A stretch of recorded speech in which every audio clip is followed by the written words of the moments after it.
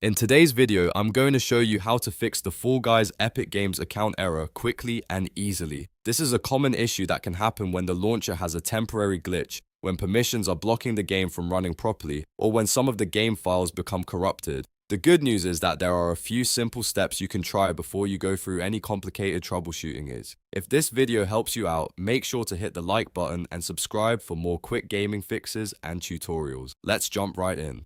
The first thing you want to do is restart the Epic Games launcher and try again.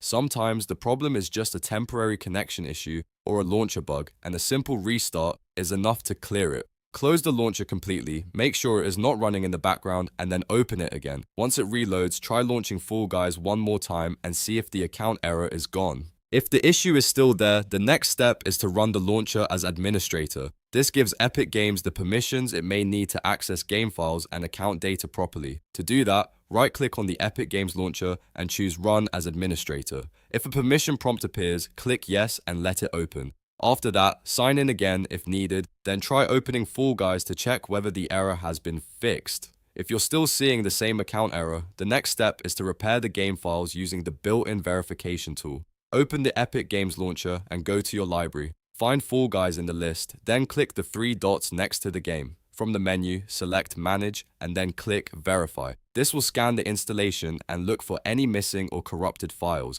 If Epic Games finds anything broken, it will automatically re-download and replace those files for you. Depending on your internet speed and the size of the repair, this process may take a few minutes, so give it some time to finish. Once verification is complete, launch the game again and test it. In many cases, this step fixes the error because the problem is caused by damaged KEMA files or an incomplete update. If the game now opens normally, then the issue has been resolved. To recap, start by restarting the Epic Games launcher, then try opening it as administrator, and finally verify the Fall Guys game files through the library. These steps solve most account-related launcher errors and are usually the fastest way to get back into the game.